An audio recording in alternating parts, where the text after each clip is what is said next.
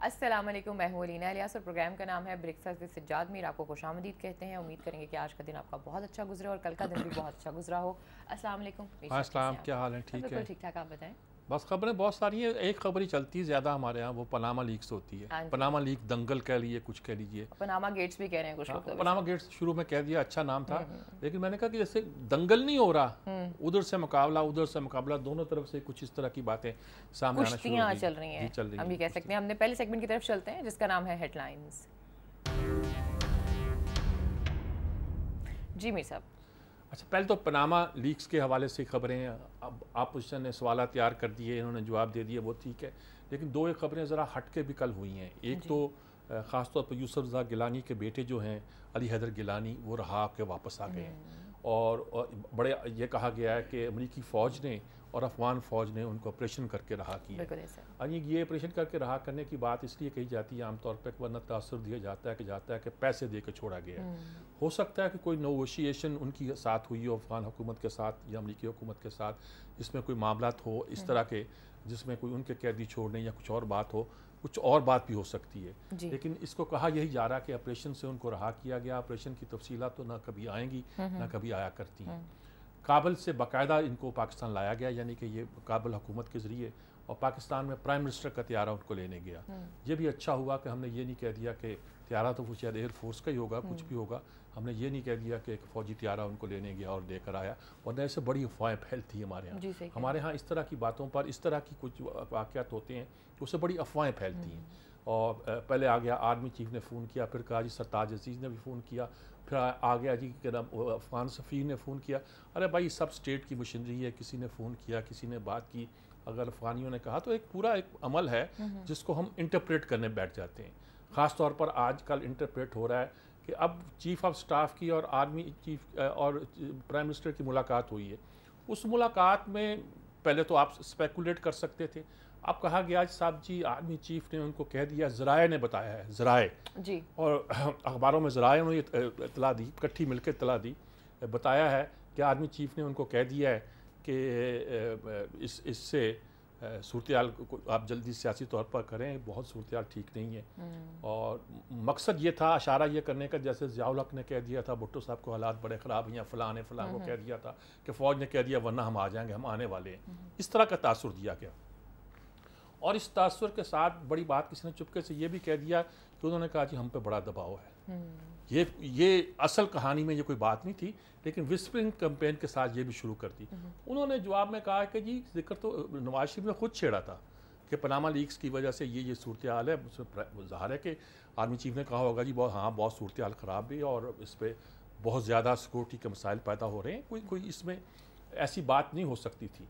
और कुछ लोगों का इसरार है, बात है, अगर है तो ये कोई अच्छी सूरत हाल नहीं है मुल्क के लिए, जिसके लिए हम जश्न मनाएं और खुशियां मनाएं और कहें कि जनाब आ गई फ़ौज, फ़ौज ने डरा दिया, फ़ौज ने बंदूक रख दी, फ़ौज ने अंगूठा रख दिया, अब कुछ ना कुछ होने वाला है। फ़ौज खुद तो नहीं आएगी, देखिए हम तो बड़े जमहूरियत पसंद है, इस बार हमें यकीन है फ़ौज नहीं आएगी। मतलब कई बार हमें यकीन था कि 3 महीने के लिए आएगी फ़ौज ज़ियाउल के ज़माने में, फिर क्या हुआ था। तो ये सारी कहानियाँ छोड़ दें, इस मसले का हल क्या निकलना ये निकालें। उसमें यकीनी तौर पर अपोजिशन ने बहुत अच्छी कैंपेन बिल्ड कर दी है। अच्छी से मेरी मुराद पॉजिटिव नहीं सिर्फ मैं कहना चाहता, बल्कि ये कि ऐसी कैंपेन बिल्ड कर दी है कि गवर्नमेंट को पहले वो बैकफुट पे गई है, अब वो फ्रंट फुट पे आके खेल रही है। इनका ख्याल है कि शायद इसी में शायद वो गलती कर जाए और इसमें पकड़े। जल्द से कर रहे हैं, नवाज शरीफ कुछ कर रहे हैं, बहुत सी चीज़ें कर रहे हैं और अटैक पे अटैक आ रहे हैं। कल 7 सवाल इत्ज़ाज़ हसन ने पेश किए कि तफसील दें, पूरी तफसील है उन सवालात की कि लंदन के फ्लैट किसने कैसे लिए, मुतज़ाद बयानात में कौन सा दुरुस्त है, हुसैन नवाज का दुरुस्त है, हसन नवाज का दुरुस्त है, अल तफ़ीक का केस वगैरह वगैरह, वज़ीर आज़म फैमिली की ऑफशोर कंपनियों की तफसील किया है, गैर मुल्की ये वो किस्से हैं जिनका ताल्लुक कोई पनामा लीक्स के इस मामले से नहीं है। वो कहते हैं असेंबली में आके इन बातों को जवाब दे दें, चपट 1 मिनट में जवाब आ गया। वो हमारे उनके बोलने वाले हमारे हैं ना, दानियल अजीज़ हैं और तलाल हैं, ज़ुबैर साहब ने शायद, और सभी ने, बल्कि शेर अली, आबिद शेर अली, यानी वो कम से कम इस काम के लिए वो नहीं है। अगर संजीदा जवाब देना है आपको, इस काम के लिए दूसरे लोग हुआ करते हैं। मोहम्मद ज़ुबैर का नाम नहीं लिया आपने, दूसरे लोग हुआ करते हैं। लेकिन वो लोग आगे आए, उन्होंने कहा कि फलां ये भी ठीक, ये भी ठीक, कोई ऑफशोर कंपनी नहीं है, जो टैक्स है वो सब रिकॉर्ड में शामिल है, वो वहाँ जाके दे वगैरह वगैरह। जो जवाब लीगली बनते हैं, जवाब यही बनते हैं, लीगली यही बनते हैं। लेकिन जिस तरह दिए गए वो उस पर और बोलने लगे। इमरान खान ने जलसा किया बंदू में जाकर, उनके गढ़ में जाकर फजल रहमान पे, और बहुत चह के बड़ा जलसा था, अच्छा जलसा था। और ज़ाहिर है कि उस इलाके में तो कभी इमरान इस तरह गए नहीं होंगे कि फजल रहमान का इलाका है, वो गए हैं तो लोग टूट पड़े होंगे और जलसा भी किया होगा। तो ये सारी जो सूरत हाल पैदा हो रही है, जो नक्शा पैदा हो रहा है, ये एक कंपेनिंग सी जो बिल्ड हो रही है, उससे एक अजीब फ़ज़ा पैदा होती है। एक तो होती है कि हुकूमत जा रही है और हुकूमत का जाना ठहर गया है और फ़ौज ने पैगाम दे दिया है। अच्छा, बज़ाहिर अगर देखा जाए कि ये मुकदमा क्या है, कैसा है, क्या नहीं, ऑफशोर कंपनियों का मामला क्या है, कानूनी तौर पर तो मुझे लगता नहीं, अगर मैं सोचूं कि अपोजिशन को यकीन है कि इसका कुछ नतीजा निकल सकता है। पहले उन्होंने कहा कि हम रिटायर्ड जज का नहीं मानेंगे, सुप्रीम कोर्ट का जज। फिर उन्होंने कहा जी फलां कंपनी करे, फॉरेंसिक कंपनियां पता नहीं क्या होती हैं, वो इससे इंक्वायरी कराई जाए। फिर उनसे कहा जी TRO हमारे माने जाएं। फिर अब कह दिया उन्होंने नैब कार्रवाई क्यों नहीं करती। ये सारी बातें, वो उनको पता है कि कोई भी एक बात जो है वो फैसला कुल हतमी नहीं हो सकती। ठीक। अच्छा, अब अपोजिशन ने जवाब देने शुरू कर दिए, सवालात के जवाब भी आने शुरू कर दिए। एजाज हसन खास तौर पर टारगेट बने हुए हैं, क्योंकि वो आजकल वोकल हुए हैं। पंजाब में पीपल्स पार्टी को रिवाइव कराने का गालबन उन्होंने कुछ थोड़ा सा एहसास है कि वो कर सकते हैं, और वो एक्टिव हुए हैं, काम कर भी रहे हैं। बिलावल को सामने रखा हुआ है, खुद वही स्टैंड ले रहे हैं। जरदारी साहब खामोशी से बैठे हुए हैं, जब वक्त आएगा देखा जाएगा। फिलहाल तो पंजाब में अगर जिंदा होती है पीपल्स पार्टी तो जिंदा करो उसको, जिंदा हो रही है कि नहीं हो रही है। अच्छा, तो पीपल्स पार्टी ने ना इस वक्त दोनों स्टांस रखे हुए हैं। एक स्टांस वो भी है जो बिलावल का है, और एक स्टांस वो है जो कि आप पंजाब के तक वक्त आने पे कोई सा भी कार्ड चला दें, ऐसा फील नहीं होता। हाँ, यही होता है। तो एतजाज चूंकि ये कह रहे हैं तो उन पे एतराज़ात हो रहे हैं। मसलन उन पे एतराज़ ये हो रहा है कि LPG के ठेके में कितने अरब कमाए थे अपनी अहलिया के नाम पर जो ठेका लिया है, उसमें एतजाज का केस कमज़ोर है। अच्छा। वो कहता मैं गवर्नमेंट से नहीं लिया, मैंने तो फलां बंदे से लिया है। और सब जानते हैं कि वो बंदा किसका दोस्त था और उसको ठेका क्यों दिया गया है, पाकिस्तान में उसकी मोनोपोली क्यों कायम की गई है, उससे लिया। तो उसका मतलब क्या है? हुकूमत ने नवाजा, उस जमाने की हुकूमत। और भी जो इसके केसेस हैं ना, कि वो एक केस में 3 करोड़ ले लिए तो उन्होंने कहा 1.5 करोड़ में। भाई 1.5 करोड़ कहाँ फीसें हुआ करती थी वकीलों की। शरीफुद्दीन पीरज़ादा की फ़ीस इन मुकदमों पहले जो अब साबित हुए हैं, जिसमें 3-3 करोड़ की फ़ीस बताई गई है, और वो मुकदमा आपने लड़ना नहीं है, क्योंकि आपने इफ्तिखार चौधरी की अदालत में पेश नहीं होना। सही। फिर भी आप 3 करोड़ अगर फीस ले रही हैं, 1.5 करोड़ जो आप रिकॉर्ड में शो करते हैं वो ले रहे हैं, तो कोई मामूली बात नहीं है। और वो मुकदमा आपने लड़ा भी नहीं। तो ये सारी के आप इफ्तिखार चौधरी से ताल्लुकात की वजह से अगर फीस लें तो ये सारे मुकदमा छोटे नहीं बनते। तीसरा मुकदमा छोड़ दें जो उन पर लगाया जाता है आमतौर पर, और वो है कि सिखों की फहरिस्तें जो थी खालिस्तान वालों की, वो इन्होंने हवाले की जब से वज़ीर दाखिला थे। तो ये बहुत सी चीज़ें का सब पर बर्डन है, बोझ है। अब कई लोगों के नाम आ रहे हैं कि इनके भी पनामा लीक्स में हैं, इनके पनामा, हमारे यहाँ बहुत से लोगों के नाम आ रहे हैं, हर सियासी आदमी का नाम आ रहा है, हर अहम आदमी का नाम आ रहा है। और उधर से एक अजीब कहानी कि ट्रंप साहब की 30 कंपनी है। हाँ, एग्जैक्टली। उसकी 30 कंपनियां हैं, वो 30 कंपनियां लेके, और फलां जो फंड कर रहा है हिलरी क्लिंटन को, उसकी कंपनी है। और भाई ये कैपिटलिस्ट सिस्टम में अगर दुनिया का जो निज़ाम चलता है, देखिए बुफेट भी ये बात कहता है, यानी कि दुनिया का अमीर 3 या नंबर 2 जो शख्स है, वो कहता है मेरा उतना टैक्स नहीं है जितना मेरी सेक्रेटरी का टैक्स है जी। मतलब क्या है? मतलब ये कि जो मुलाजमत करता है वो टैक्स देता है, और जो पैसे इन्वेस्ट करता है उसको टैक्स देने नहीं पड़ते। ये सिस्टम ही ऐसा है जिसका फ़ख्र भी करते हैं, जिस पर ये नाज भी करते हैं, जिस पर एंड ऑफ द वर्ल्ड भी ये कहते हैं कि गोया इंसानियत की मेराज तक पहुंच गए आप। उस सिस्टम में सब कुछ होता है। ऑफशोर कंपनियां, ये सब कंपनियां, आप दुनिया के निज़ाम को, इस ऑफशोर कंपनियां किस लिए होती हैं? अब बरतानिया में आपने जगह खरीदनी है, कंपनी खरीदेगी। कंपनी कहाँ? ये ऑफशोर है। क्यों? वरना बरतानिया के अंदर खरीदो फरोख्त का जो टैक्स है वो बहुत ज़्यादा होगा, और बरतानिया की हुकूमत इसको तस्लीम करती है। सही। मतलब ये है कि बहुत सी चीज़ें ऐसी जो हैं कि कोई स्मगलिंग नहीं है कि आप कहें जी खुफिया आपने दौलत को, काले धन को उधर और उधर लाए। नहीं, ये है हमारे यहाँ पैरेलल इकॉनमी चलती है, वो ठीक नहीं है।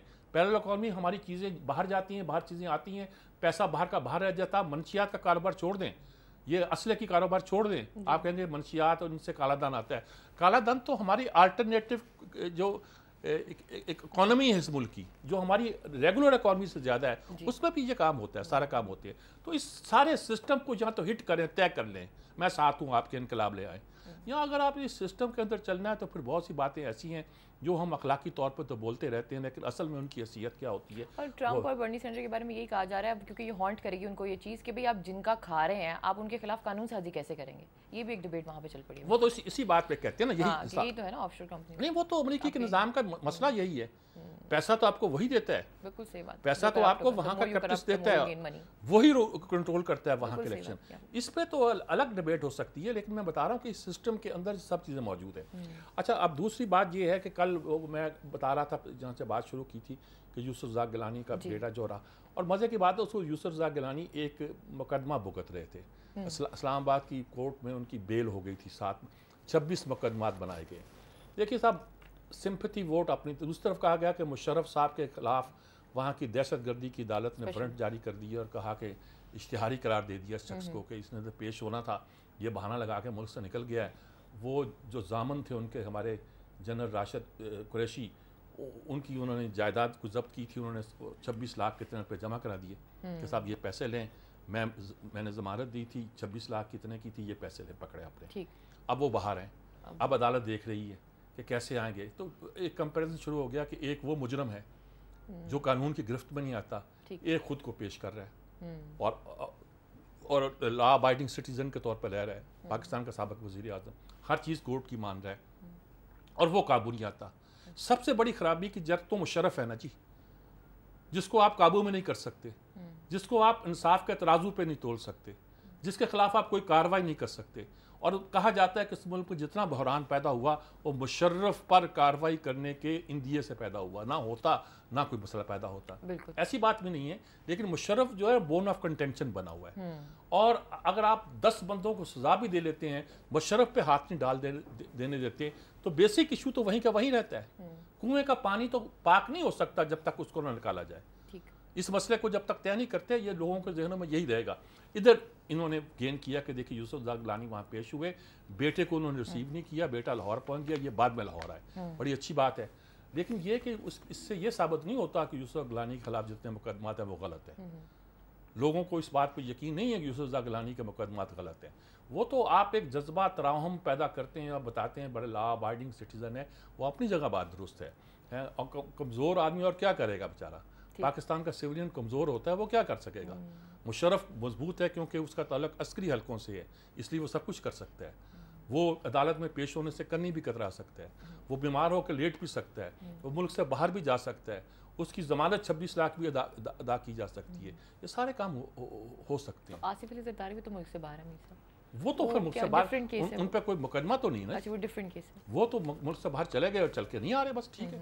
उनको किसी अदालत ने तलब तो नहीं किया ना जी, तो वो तो दूसरा एक केस बनता है और दूसरा हट के केस। इस सूरत में ये एक पैदा हुआ। एक बात और भी, कल जनाजा भी पढ़ा गया मोतीन उमान निज़ामी का, और अब उसके बाद हमारी असम्बली ने करारदाद भी पास की है, पंजाब असम्बली ने पास की है। ये बहुत शीर्षनाक, अंदोनाक वाक़या है जी, इसकी हमें स्टडी करनी चाहिए। शर्म की बात है कि वो लोग पर इल्ज़ाम है कि उन्होंने पाकिस्तान की मदद की थी, उन लोगों पर इल्ज़ाम है ख़ास तौर पर कि उन्होंने फ़ौज की मदद की थी। हमारी फ़ौज भी इस पर कोई एक्शन शो नहीं कर रही। मैं पहले दिन से ये कह रहा हूँ, जब से फांसियों का सिलसिला शुरू हुआ है, कि ये तो फ़ौज का मसला है जी, दफ्तर ख़ारजा का से ज़्यादा फ़ौज का मसला। गालबन उनका जैक डिवीज़न जो है वो दस्तावेज़ लेके भी गया था, जिसमें शेख मुजीबुर रहमान और भुट्टो के दरमियान एक एग्रीमेंट था, जिसको बांग्लादेश की पार्लियामेंट ने भी इंडोर्स किया था कि जो वाक़यात हो गए उसमें बांग्लादेश से किसी शहरी को इस जुर्म में कि उसने पाकिस्तान की मदद की है मुकदमा नहीं चलाया जाएगा, या उसको इंतकाम का निशाना नहीं बनाया जाएगा। अब ये सारी बातें होने के बावजूद हम कुछ नहीं करते, हम कुछ नहीं बोलते, घुंघनियाँ डाल के मुंह में बैठे हुए हैं। बल्कि सरताज अजीज़ ने शुरू में ये कह दिया था कि ये उनका अंदरूनी मामला है। हमारे अस्करी सिविल ज़राए के दरमियान जितने भी इख्तलाफ हों, इस मामले में इत्तफाक लगता है कि बांग्लादेश के इस मामले में कुछ नहीं बोलना, इस पर चुप इख्तियार करनी है, और ये बात अच्छी नहीं लगती। और ख़ास तौर पर जो अगर वो कोलैबोरेटर थे तो पाकिस्तान वफाक के कोलैबोरेटर, नवाज शरीफ का कोलैबोरेटर नहीं थे, वो फ़ौज के कोलैबोरेटर थे। उन्होंने पाकिस्तान की एजेंसियों का साथ दिया था, उन्होंने पाकिस्तान की फ़ौज का साथ दिया था। एक्चुअली ये भी नहीं था। असल में उस वक़्त जब मुक्ति बानी ने अटैक किया और हमारे पुलों और नदी नालों को तोड़ना शुरू किया बंगाल में, तो उस वक्त इन नौजवानों ने आके कहा कि आप हमें कोई काम दें। और आज एक आर्टिकल है जिसमें अरशाद आरिफ साहब ने बताया हुआ है कि ये लोग गए और खाली हाथ जाके बैठा दिया, दरख्तों की टहनियाँ तोड़ के लेके बैठ गए। उन्होंने कहा हथियार हमें कोई अपनी हिफाजत की चीज़ दें। वो सूरज यासीन अंदर से लेकर आए, कर्नल साहब उन्होंने कहा ये लीजिएगा, यही आपकी हिफाजत कर सकती है। ये वो लोग थे और हमने इनको फरामोश कर दिया, नज़रअंदाज कर दिया। बहरहाल ये हमारी एक ऐसी कहानी है कि जिस पर हमें जितना भी शर्मिंदा हुआ जाए वो कम है। और ये अब एक ख़बर और भी किसी वक्त भी पैदा हो सकती है, आ भी सकती है, वो ये कि नवाज शरीफ इस महीने के आखिरी हफ्ते में लंदन जाएंगे 3 दिन 20 के बाद कहा जा रहा है। और वो इसलिए लंदन जाएंगे कि उन्होंने उनकी 1 महीने की दुआएं दी हुई, पहले दिन कह दिया था। डॉक्टर ने कहा कि उसके बाद आप चेकअप कराएं कि दुआओं का असर आप पर हो रहा है या किसी प्रोसीजर की ज़रूरत है। एक बात तो ये है, अब उससे अफवाहें निकलेंगी। और मज़े की बात है कि शायद उन्हीं दिनों में या आगे पीछे कहीं इमरान खान भी लंदन जा रहे हैं। ना करें मीसा, हैं जी, पता नहीं ऑनेस्टली। अच्छा, एक और मजे की बात है, वो ये इमरान क्यों लंदन जा रहे हैं। अच्छा, एक और मजे की बात मैं ऐड करती चलूं, सॉरी टू कट यू है, वो ये है कि वो कह रहे हैं कि फिर से मुलाकात हो सकती है, जो कि अभी तक पता कंफर्म नहीं हुआ आसिफ अली ज़रदारी साहब के साथ, मियां साहब की। इस तरह की भी जरा क्या पता पहले भी हो गई हो। एग्जैक्टली, ये पता थोड़ा चलता है। और अगर इमरान भी लंदन जा रहे हैं, वो निमल यूनिवर्सिटी है, उसके किसी तकरीब में शिरकत वगैरह में जा रहे हैं। लेकिन वो तो यहाँ फंड इकट्ठे करने जाते हैं, तकरीब में शरीक होने जाते हैं, फंड इकट्ठे करने जाते हैं। वो नहीं, वो कहते हैं अपने साला ही कह लीजिए जमाइमा के भाई की इलेक्शन कैंपेन में गए हैं, अब जाएंगे तो कुछ और अफवाह फैल जाएगी। हाँ। जो हमारा आना जाना भी हमारे लोगों का अजीब बन गया है। सही कह रहे हैं। इमरान को भी इतने दौरे फिलहाल लंदन के नहीं करने चाहिए, और ख़ासतौर पर इन हालात में जब कि मियाँ साहब को इलाज के लिए जाना पड़ रहा है। इलाज के लिए ये इसमें कोई शक नहीं है, बीमारी उनकी है, लेकिन उनकी साइट पर क्या मुलाकातें होती हैं, क्या एक्टिविटीज़ होती हैं, उसके बारे में कुछ नहीं कहा जा सकता, कोई जमानत नहीं दी जा सकती। बहरहाल ये हैं आज की खबरें जी। ताजिकिस्तान में थे हमारे वज़ीर आज़म ने अपनी मसरूफियात मामूल के मुताबिक जारी रखी हुई है। वो ताजिकिस्तान गए हैं, वहाँ उन्होंने कहा आप हमारी बंदरगाहें इस्तेमाल करें, इस्तेमाल कर सकते हैं, बिजली का कोई एग्रीमेंट हमारा होना था वो हुआ वगैरह वगैरह। तो इस लिहाज से ये पॉजिटिव बात है कि जो स्टेट के काम है वो उन्होंने स्टैंड स्टिल किए, वो होते जा रहे हैं। बहरहाल ये खबरें। इस पर एक ब्रेक लेते हैं फिलहाल, वक्त एक छोटी सी ब्रेक का। नाज़रीन स्टे विद अस।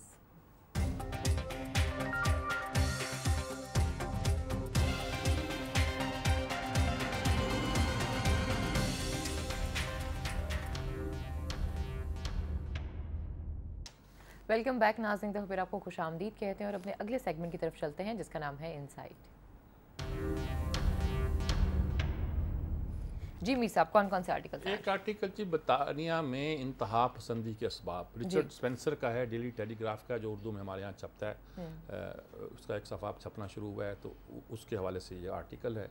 उन्होंने कहा कि यहाँ लंदन में एक जगह बड़े सुकून और खुशी का इजहार किया गया, इत्मीनान का, कि उनका एक साथी जो है वो शाम में जहाद में हिस्सा लेते हुए शहीद हो गया। कहना ये बस अजीब बात है कि ये लोग खुशी भी मनाते हैं, अपने साथी के जाने पर बात करते हैं। ये क्या फ़िनोमेना है जो यूरोप में पैदा हो गया है। इनकी ज़िंदगियां वहाँ गुजरी हैं, इनकी परवरिश वहाँ हुई है, आखिर क्यों, किस वजह से ये लोग जो है ना इस तरह करते हैं। उन्हें क्या कि लोग क्या हैं, उन्हें क्या कि जिन्स भी इनका, शराब भी इनका, सारे काम वही करते हैं कि अचानक एक दिन पता चलता है कि ये जहादी बन गए हैं। ये क्यों आ रहा है? उन्हें क्या हमें अपने माशरे में स्टडी करना चाहिए। हमने क्या इन्हें अलूफ कर दिया, आइसोलेट कर दिया।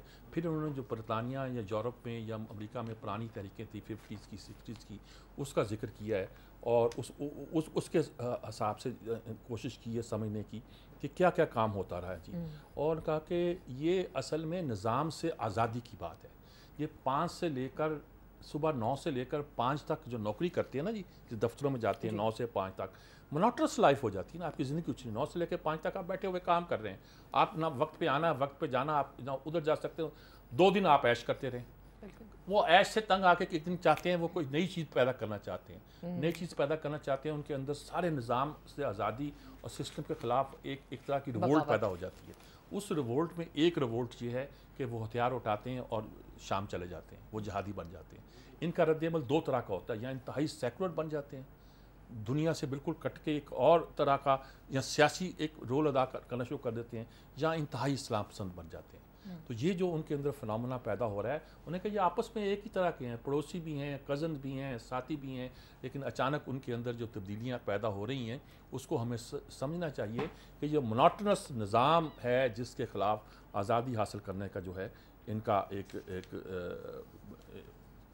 एक असरात जो पैदा हो रहे हैं। एक दूसरा आर्टिकल जो है रोला मुखालिफ का आर्टिकल है सादक खान की जीत पर कि यंग यूरोपियन के लिए एक मॉडल है। उन्हें कि जब वो जीता था तो यूरोप में भी कॉन्फ्रेंस हो रही थी कि मुसलमानों को इंतहा पसंदी से कैसे रोका जाए।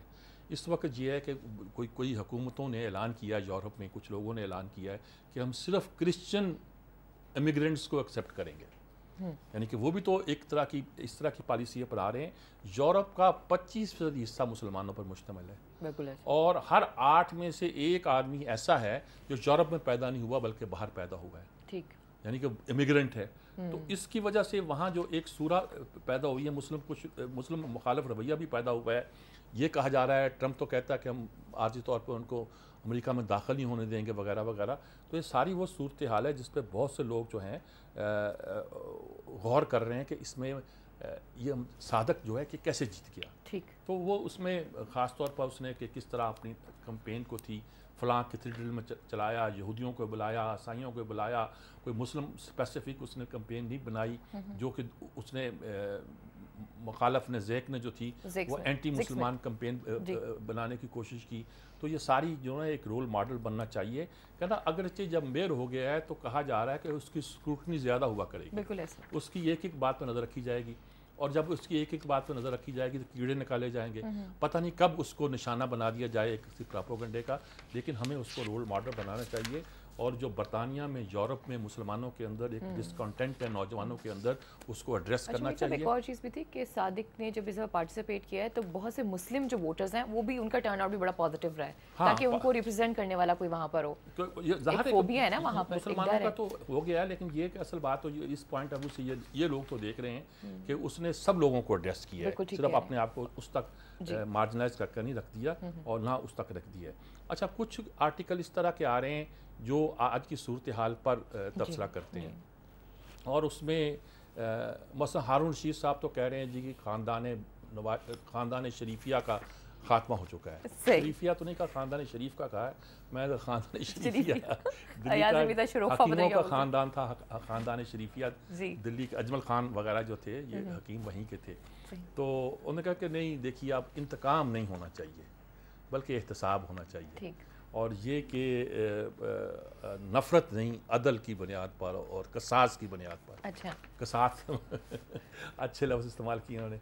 और दूसरी बात ये कि ये इख्तिताम को पहुँच रहा ज़माना इनका और हमें इस तरफ देखना चाहिए और उनके बारे में जो पाक दामनी का तासुर था वो ख़त्म हो गया।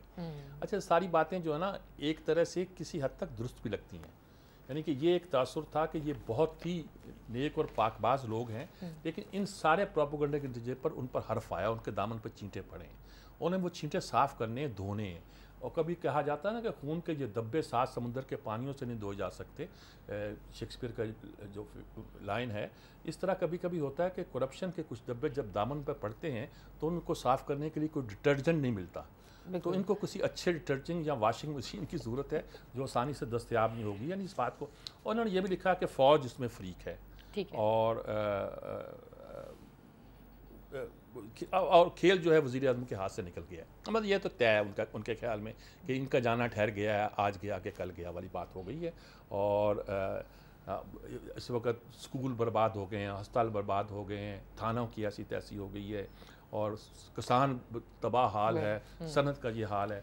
पता नहीं क्या क्या इल्ज़ाम हैं जो बेचारों पे आज लगाए जा रहे हैं, लेकिन एक मजाज जो है इस तरह का पैदा हो रहा है और पैदा किया जा रहा है, यानी कि लोग समझते हैं कि दुरुस्त है जी। एक और बड़ा मज़े का ख़त है जी, एक मरहूम दोस्त के नाम एक 10 साल के बच्चे का ख़त है। कोई समुंदर के कारे जा रहा था तो उस एक बोतल मिली उसे, तैरती हुई बोतल निकाली, उसमें एक ख़त था जो पढ़ा, एक 7-8 साल के 5वीं जमात के बच्चे ने लिखा है अपने उस दोस्त के नाम जो मर चुका है, मरहूम दोस्त के नाम, कि तुम होते तो हम फुटबॉल खेलते, तुम होते तो हम ये करते, अब तुम हमारे साथ नहीं, हम फ़लाँ ये कर रहे हैं, वगैरह कर रहे हैं। वो ख़त फेसबुक पे आ गया और जिसे कहते हैं वायरल होना, तो वो उस पर लाइक्स और भी आना शुरू हो गए, उस पर लोगों ने कमेंट्स भी शुरू कर दिए, हालांकि एक जवाब भी ख़त लिखा कि तुम बड़े अच्छे हो, तुम ये हो, तुमने इस तरह अपने दोस्त को ख़त लिखा है, वो भी अपनी जगह खुश होगा, तुम भी। तो खुलासा इसका ये निकाला है कि ये बच्चों के दिलों में जो मोहब्बत के जज्बात मौजूद होते हैं, अगर हम भी बच्चे बन जाएँ तो हम शायद बहुत खुशी। वर्ड्सवर्थ ने कहा था child is the father of man, तो बच्चा जो है वो आदमी का जो है बाप होता है, उसको ही सिखाता है। तो हमें तालिबान यही कहना, ये उसने तो नहीं किया, मैं कहना चाह रहा हूँ कि हमें वर्ड्सवर्थ की ये बात मान लें तो हमें बच्चों से ही बहुत कुछ सीखना चाहिए जिनके जज्बात बहुत डिफरेंट है। नोम चॉम्स्की का आज एक बहुत तवील आर्टिकल है, जिसकी सारी चीज़ तो अगर मैं बयान करूं तो बड़ा वक्त लग जाए, लेकिन मुख्तसर सी एक छोटी सी बात मैं बयान कर देता हूं। उन्होंने कहा कि आज इस बात पे गौर करें कि दुनिया को कौन चला रहा है। दुनिया को उन्हें कहा ये स्टेट्स चला रही हैं, हुकूमतें चला रही हैं। उन्हें कहा स्टेट्स तो खुद बेबस है। हम तो बड़े खुश हुए थे रूस को शिकस्त देने के बाद, हमने एक फतेह के जश्न मनाने शुरू कर दिए थे और हमने सोचा था कि हम जीत गए हैं। और हमने कहा था, वादा किया था गोर्बाचोव से कि हम नेटो की फोर्सेस को आगे नहीं बढ़ाएंगे। दीवारें जर्मन गिरा दी गई जब और दोनों जर्मनों की यूनिफिकेशन हो गई तो हमने कहा दैट्स ऑल, इसके बाद नेटो आगे नहीं बढ़ेगा। हमने बढ़ाना शुरू कर दिया। हमने सोचा कि भाई, उन्होंने कहा बात यह कि दुनिया को जो कब्जा उन लोगों का, जिसको आदम स्मिथ ने कहा था, वो हमारा पुराना जो इकोनॉमिस्ट है, ये कहा था कि दुनिया के मास्टर्स जो हैं वो मर्चेंट्स एंड मैन्युफैक्चरर्स हैं, यानी कि ताजर हैं और ये जो कारखाने लगाते हैं, कारखानेदार हैं। दिल्ली की ज़बान में कारखानदार बोलते थे उसे तो कारखानेदार हैं और ये ताजर हैं। इन्होंने दुनिया को कंट्रोल। अच्छा, ये बहुत एक अल्टरनेटिव विजन यही है और इस पर किताबें बहुत आई हैं पिछले दिनों, मैंने देखी, बहुत बाहर से मंगवा के देखी किताबें जो पाकिस्तान में अवेलेबल नहीं थी, हिडन हिस्ट्री वगैरह, जिसमें ये बताया जाता है कि दुनिया को किस तरह ये एक क्लास कंट्रोल करती है। अच्छा, उन्हें कहा कि आप कहते हो रियासतें ये करती हैं, बड़ी रियासतें, सुपर पावर अमेरिका, उनको कौन कंट्रोल करता है? हमने एंड ऑफ हिस्ट्री का नारा लगा दिया। हमने कहा कैपिटलिज्म सुप्रीम हो गया, डेमोक्रेसी से बड़ी कोई दुनिया आगे बढ़ नहीं सकती। उन्होंने कहा ये खुद क्या करते हैं, इनके पीछे तो वो कंट्रोल करते हैं जिनके हाथ में दौलत है। बिल्कुल। और वो जो कंट्रोल करते हैं उसके नतीजे के तौर पर हमें समझना चाहिए कि दुनिया की असल पावर कौन है। और फिर उन्होंने बताया दुनिया के बहुत से मसाइल, उसमें से एक मसला जो इस्लामी दुनिया का भी बताया गया कि इस्लामी दुनिया भी आज बहुत सा मसला पैदा कर रही है, मसला पैदा नहीं कर रही, यानी ये कि इस्लामी दुनिया भी इस वक्त अमेरिका यूरोप के लिए एक ऐसा मसला है जिस पर हम सोचते हैं वो कैसे पैदा हुआ फिनोमेन। उनका सब यही पीछे असल यही थिंकिंग है, यही रवैये हमारे रियासतों को अलग करने के। हमने अमेरिका आगे बढ़ा, अगर वादा किया था गोर्बाचोव से तो क्यों ऑनर नहीं हुआ? क्योंकि कॉर्पोरेट सेक्टर नहीं चाहता। वो रूस में अपना कारोबार तबाह करके दुनिया में अपना कारोबार जमाना चाहता था। रिजल्ट क्या निकला? दुनिया फिर उसी तरफ चल पड़ी, उस तरफ चल पड़ी जो उससे पहले थी। उन्होंने कहा कि आका तो अपनी दुनिया को, मुल्कों को भी कंट्रोल करते हैं, दुनिया को तो अपनी तरफ है, अलग बात है, ये भी कंट्रोल करते हैं जी। यूरोपीय यूनियन में जो फैसले होते हैं अब ब्रसेल्स में होते हैं, जहां उनका ब्रसेल्स में जहां उनका हेडक्वार्टर है गोया इकोनॉमी का, उनका बैंक है। तो उन्होंने कहा कि ये सारी चीज़ें जो देखने वाली हैं, ये कहा जाना है कंट्रोल कौन करता है, तो कंट्रोल करने वाले डिफरेंट लोग हैं और उनको डिफरेंट तरह से देखना चाहिए और लेना चाहिए। कहते हैं pots and kettles all are black, कोई भी चिट्टा नहीं है, सारे काले हैं। अच्छा, एक आखिरी ब्रूस रिडल का आर्टिकल है, the man who would be king in Saudi Arabia. ये मोहम्मद बिन सुल्तान के हवाले से आर्टिकल है कि साहब इसने अपनी पॉलिसियाँ किस तरह चेंज की हैं, इस तरह फॉरेन पॉलिसी भी अपनी चेंज कर रहा है। और ये पहले इसका कोई ताल्लुक़ नहीं, देखा जब ये आया है शाह सलमान जी, तो उसने किसना अपने बेटे को नंबर 2 बनाया है, वो उसको नंबर 1 भी कर सकता है। वो बड़ी बड़ी कॉन्फ्रेंसें कंट्रोल करता है, जंग भी देखता है, तो उसका पूरी स्टडी है उसके हवाले से। तो उनका मजबूत आदमी है, एम्बिशियस भी है, ये क्या क्या कर सकता है। और उसने यानी विजन दिया है 2030 का कि हम सिर्फ तेल की ताकत पे निसार नहीं करेंगे, अपने पाँव पे खड़े होंगे। अच्छा, ये कॉन्सेप्ट दुरुस्त कॉन्सेप्ट है कि अब ये मिडिल ईस्ट के ममालिक कब तक तेल की दौलत, तेल बेच के खाते रहेंगे और खुश होते रहेंगे, क्योंकि तेल की दौलत तो ख़त्म होना है। उस वक्त से पहले इन्होंने अपने अपने मुल्कों पे अपने अपने पाँव पे खड़ा करना है, अपने अपने लोगों को इतना ट्रेंड करना है कि वो टेक्नोलॉजी के मैदान में और दूसरे मैदानों में खड़े होकर मुकाबला कर सके दुनिया का। क्या वो कर सकेंगे? नहीं कर सकेंगे, लेकिन उसकी इस नई पॉलिसी का बहुत असर है। जो 20 साल, उन्होंने कहा जी जब कब्ज़ा किया था उसने शाह अब्दुल अजीज़ बिन सऊद ने रियाज पर, तो 20 साल उम्र थी उसकी, 40 घोड़ों पे सवार होकर आए थे ना, पता नहीं। तो जब सल्तनत सऊदी अरब कायम हुई थी तो उन्होंने कहा कि अब भी ये उससे भी, यानी ये भी कम उम्र शख्स है, इसके 2 बड़े भाई भी हैं जो दूसरे काम करते हैं, लेकिन बादशाह इस पर बहुत एतबार करता है। अच्छा। इसको आगे करता है।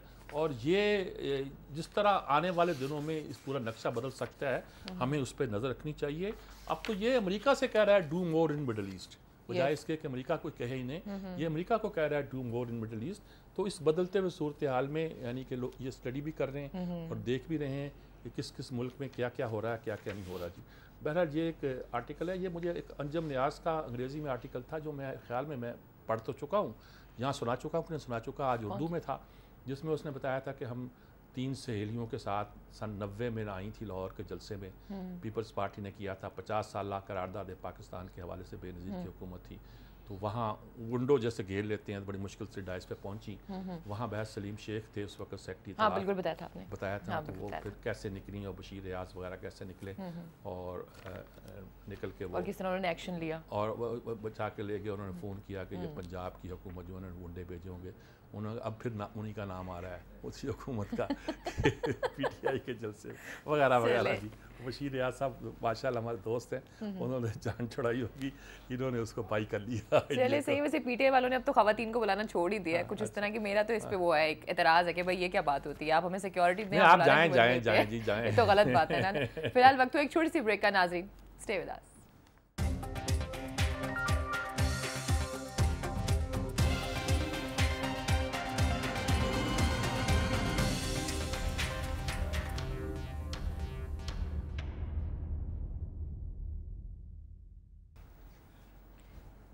वेलकम बैक नाज़रीन, एक बार फिर आपको खुशामदीद कहते हैं और आखिरी सेगमेंट की तरफ चलते हैं जिसका नाम है इनपुट। और आज हमारे साथ टेलीफोन लाइन पर मौजूद हैं डॉक्टर हसन अस्करी साहब हैं, बहुत ही रिनाउंड एनालिस्ट हैं और मेरे उस्ताद भी हैं, और शौकत पराचा साहब हैं जो कि एनालिस्ट हैं। Hand it over to you Mir साहब। जी शौकत पराचा साहब हैं, हसन अस्करी साहब हैं, और हमें तवक्को है कि हमारे साथ हमारी एक सीनियर कुलीग भी शामिल होंगी इस्लामाबाद में, नसीम ज़हरा साहब, वो भी शामिल हो जाएंगी तो ज़्यादा मज़ा आएगा। बात शुरू करते हैं, अस्करी साहब से करते हैं। अस्सलाम अस्सलाम वालेकुम। जी वालेकुम सलाम। अच्छा, क्या ये होती है ना वो 7 हैबिट्स जो हमें अपनानी चाहिए, ना अपनानी चाहिए, 7 डाइट्स जो हमें खानी चाहिए, नहीं खानी चाहिए, अब 7 क्वेश्चन आ गए हैं। बिल्कुल सही। जवाब में भी 7 क्वेश्चन आ गए हैं। ये क्या खेल हो रहा है? कुछ बात समझ आती है? ये मामला पिंग पोंग क्या क्या खेल रहे हैं? कुछ हो रहा है या सचमुच एक पॉजिटिव डायरेक्शन पे हम जा रहे हैं? नहीं, खेल तो यही है ना कि वो अपोजिशन जिसमें इमरान खान सबसे आगे है अपोजिशन में, और गवर्नमेंट जो है वो एक दूसरे को आउट मैनूवर कर रहे हैं, असल इश्यूज को एड्रेस नहीं कर रहे हैं। ठीक बात। और दाएं से बाएं से इधर उधर से निकलना चाहते हैं, सवाल अपनी मर्जी का करते हैं, जवाब भी अपनी मर्जी का देते हैं, जो सवाल किए जाते हैं उनके अप्रोप्रिएट जवाब दोनों साइड्स नहीं दे रही। तो मेरा ख्याल यह है कि ये मामलात इस तरह बेहतर नहीं होंगे, बिगड़ेंगे, और लॉन्ग रन में ये बहस को बढ़ाना, जो बहस ही बढ़ रही है ना, एक इधर से बयान आता है, एक दूसरी साइड से बयान आता है, लॉन्ग रन में बहस को बढ़ाना जो है अल्टीमेटली हुकूमत के लिए नुकसानदेह साबित होता है, क्योंकि परफॉर्म तो हुकूमत ने करना होता है, काम उसने करना होता है। तो मेरा ख्याल ये है कि हुकूमत का इंटरेस्ट मेरे नज़दीक तो ये है कि इस बहस को जितना वो मुख्तसर कर सकें उतना ही उनके इंटरेस्ट में, जितना वो लंबा करेंगे, चाहे रमज़ान आ रहा है और ये ख्याल है हुकूमती हलकों का कि रमज़ान के बाद मामला ठंडा पड़ जाएगा, भूल भाल जाएंगे, मेरा नहीं ख्याल कि ये बात खुद ब खुद हवा में उड़ जाएगी। हुकूमत को इस झगड़े को लिमिट करने की कोशिश करनी चाहिए, वरना नुकसान उनका होगा। हुकूमत के हाथ में है जी कि वो झगड़े को लिमिट कर सकते हैं। देखे ना, पीपल्स पार्टी तो चाहती है कि इसी बहाने उसकी पंजाब में कम से कम दोबारा साख बहाल हो।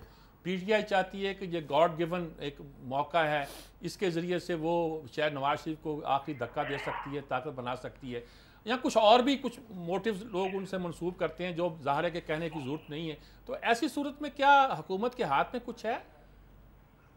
देखिए, लिमिट का रास्ता तो हुकूमत को ही ढूंढना होता है। आप पीछे चले जाएं ना, पीपल पार्टी के दौर में भी इस किस्म की सिचुएशंस डेवलप हुई हैं, उनका भी वो हुसैन हक्कानी के ज़माने का एक किस्सा चला था। उस ज़माने में PMLN का बिहेवियर और अब PPP के बिहेवियर में आपको बड़ी चीज़ें कॉमन नज़र आएंगी। तो उसमें ये है कि अगर उन इश्यूज को डायरेक्टली हुकूमत एड्रेस कर दे तो मेरा ख्याल ये है कि अपोजिशन की मूवमेंट में जो हवा है वो बहुत कम रह जाएगी। ठीक है, अपोजिशन अपना कारोबार तो चलाएगी, लेकिन इस वक्त अपोजिशन के पास अच्छे खासे पॉइंट्स मौजूद हैं इनको डिफ्यूज करना चाहिए, डायरेक्टली उन इश्यूज को एड्रेस करें जो प्राइम मिनिस्टर की फैमिली के बारे में है। तो वो चूंकि एड्रेस नहीं करते, शाम को उनके वो जो ड्रम बीटर्स हैं 5-6 बंदे वो हर चैनल पे बैठे होते हैं और वो लड़ाइयां करते हैं। तो लड़ाइयां करके एक तो आप इस मुल्क के पॉलिटिकल कल्चर को खराब करते हैं कि लॉजिक से गुफ्तगू नहीं हो सकती, गुफ्तगू की खूबी ये है कि दूसरे को बोलने ना दो। तो ये आप एक गलत सियासत को प्रमोट कर रहे हैं। अपोजिशन ने भी अब यही काम पकड़ा है, उनके यहाँ भी कुछ लोग हैं जो लड़ाई के लिए हर वक्त तैयार बैठे होते हैं। तो ठीक है, अगर इस तरह ही पॉलिटिक्स इस मुल्क की चल रही है तो इनिशिएटिव अल्टीमेटली, देखिए इस वक्त इनिशिएटिव नवाज शरीफ साहब के पास है फैसला करने का। अगर इसमें परवाह नहीं करेंगे तो ये इनिशिएटिव या अपोजिशन को चला जाएगा या फौज को चला जाएगा। अपोजिशन या फौज, ये एक अच्छा एक आपने बात की है जी। शौकत प्राचा साहब हमारे साथ लाइन पे मौजूद हैं, उनसे ही पूछते हैं क्या सूरत हाल है जी। अस्सलाम वालेकुम प्राचा साहब। जी वालेकुम अस्सलाम। ऐसा क्या सूरत है इस्लामाबाद में? खबरें तो अफवाहें तो खबरें बन के फैलती हैं और आजकल उनका बड़ा शोर चर्चा है। कुछ लोगों ने तो लिख दिया है, राइट ऑफ कर दिया है नवाज शरीफ हुकूमत को, ख़ानदान शरीफिया को गोया। और ये भी शायद कुछ लोगों ने जमहूरियत के इस मॉडल को भी, मैंने यानी जमहूरियत को नहीं, जमहूरियत के कम से कम इस मॉडल को भी कह दिया ये तो जाता दिखाई देता है। क्या नज़र आता है आपको, क्या हो रहा है? ये बिल्कुल ऐसे ही बात है जैसे आप फरमा रहे हैं कि कहते हैं ना अंग्रेजी में ओल्ड वाइन इन न्यू बोतल। जो माजी में हमारी सियासत में और सियासी डेवलपमेंट होती रही है, ये बिल्कुल वही खेल है। अभी हसन अब्दी साहब बात कर रहे थे कि जो पीपल्स पार्टी की हुकूमत में नवाज शरीफ कर रही थी, आज पीपल्स पार्टी वही करने की कोशिश कर रही है। लेकिन जो बुनियादी बात है, क्या आवाम के जो मसाइल हैं उसकी तरफ लीडरशिप बात कर रही है? जब जमहूरियत की बात होती है तो जमहूरियत का नाम कुछ न कुछ देना होता है लोगों को। आखिर हुकूमत आवाम की है अपने मुंतखब नुमाइंदों के जरिए। लेकिन यहाँ पर पॉलिटिक्स और चल रही है। नंबर 1, जो सिस्टम को, जिस निज़ाम की बात आप कर रहे हैं उस निज़ाम के खतरे की बात है ये नहीं है। अगर तो आईनी तरीकों के मुताबिक चला जाता है तो जरदारी साहब के आखिरी जो 2 साल थे उनमें भी ये बात बड़ी होती रही, मैंने कमीशन भी आ गया, लेकिन हम आइन के उन दिए हुए असूलों के मुताबिक चलते रहे। अवाम ने फैसला किया, क्योंकि जमहूरियत में अल्टीमेट फैसला अवाम का करना होता है। जो बाकी स्टेक होल्डर्स हैं वो चेक एंड बैलेंस का काम करते हैं, लेकिन जो मैंडेट देना है वो अवाम ने देना है। अभी भी वही 3 साल खत्म होने वाले हैं, तकरीबन 2 साल बाकी रह गए हैं। कितना चेक एंड बैलेंस लग सकता है प्राइम मिनिस्टर नवाज शरीफ पर? क्या चेक एंड बैलेंस का ये हालात रहेंगे?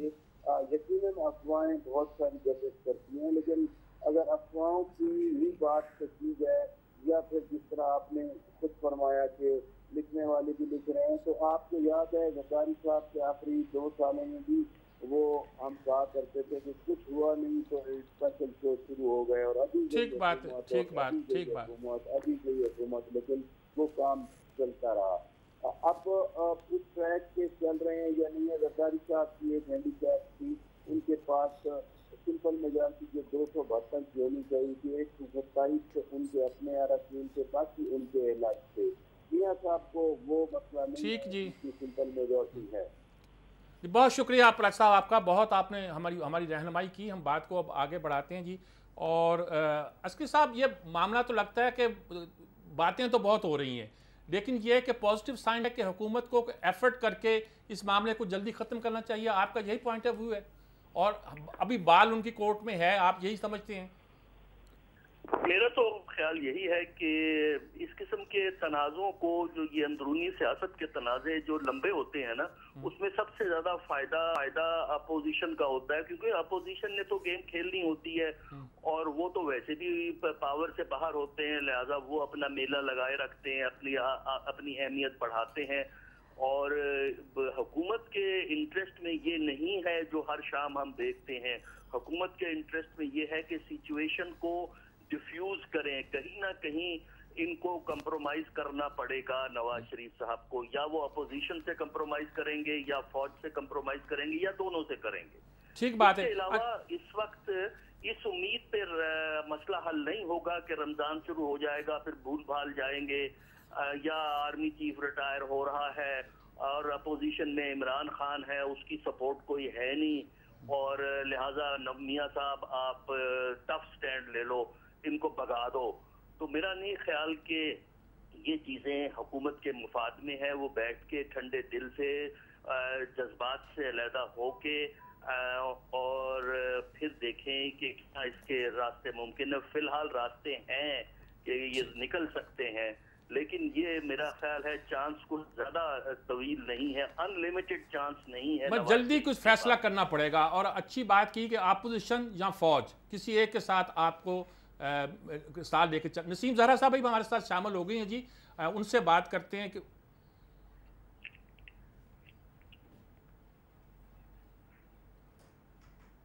मेरा ख्याल में कुछ लाइन में गड़बड़ पैदा हुई है, राब्ता हो गया था, लाइन दोबारा मिलाने की कोशिश की जा रही है जी। अल्लाह करे कि हमारे वक्त के अंदर उनसे राब्ता हो जाए तो ज़्यादा अच्छा है। हम चाहते हैं कि उस प्रोग्राम में शामिल हो। अस्की साहब, ये दो ऑप्शन आपने दिए हैं। नसीम ज़हरा साहब, लाइन पे हमारे कुछ प्रॉब्लम पैदा हुआ है, दोबारा राब्ता उनसे करने की कोशिश की जा रही है।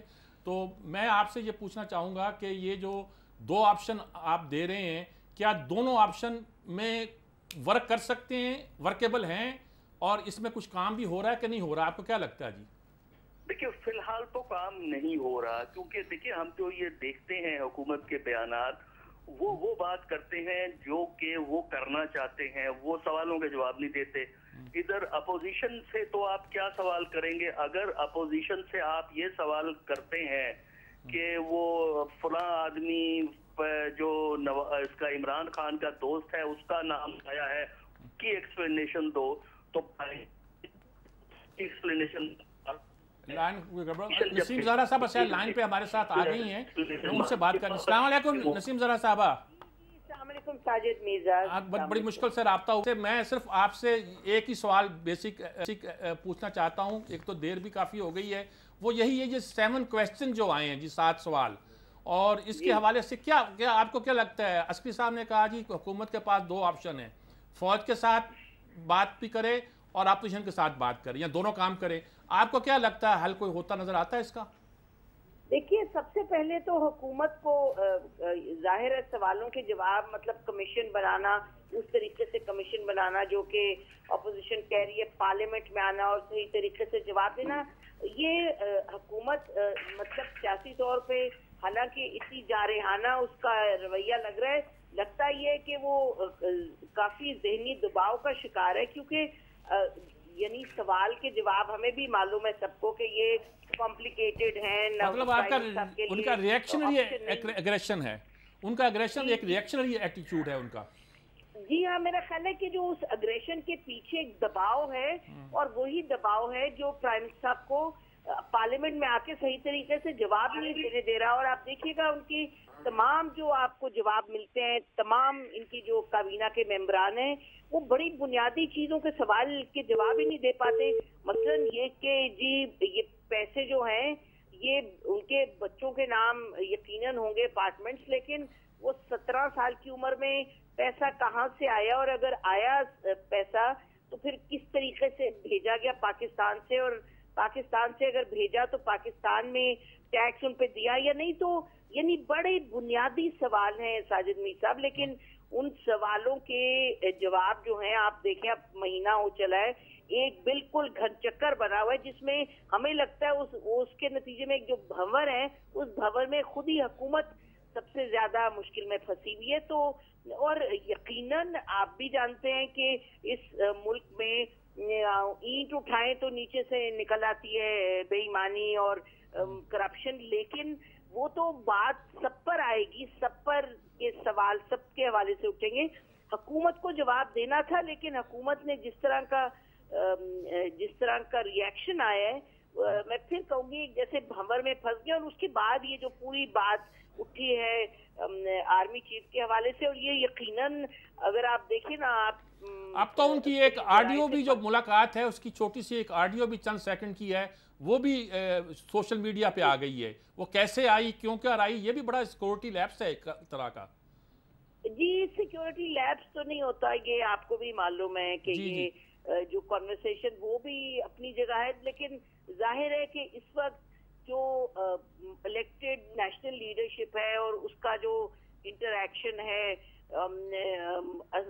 जो मिलिट्री कमांडर के साथ, तो वो जाहिर है उसकी एक अपनी सियासत बन के सामने आई है। और ये देखिए ना, ये जो बातें हो रही हैं, जो एक पब्लिक नैरेटिव है कि जी आर्मी चीफ ने अपने लोगों को तो जो करप्शन के हवाले से बड़ा सख्त और एक तारीखी इकदाम किया है, और उसके मुकाबले में जो सियासी क़यादत है, जो नेशनल लीडरशिप है, जो इलेक्टेड लीडरशिप है, वो नहीं कर पा रही।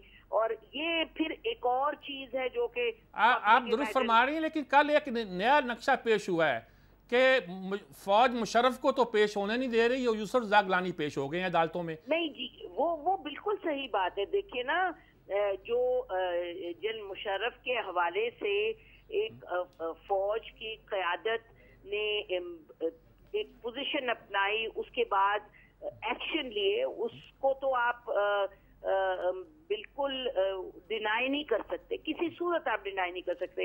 ये भी बात दुरुस्त है कि जनरल मुशर्रफ जो फाइनली मुल्क से निकले हैं, उसमें जनरल मुशर्रफ ने ये कहा जनरल राहील शरीफ को कि जी अब आपका जाने का वक्त आ गया, और ये तो हुकूमत लगता है बहुत ही सीरियस है।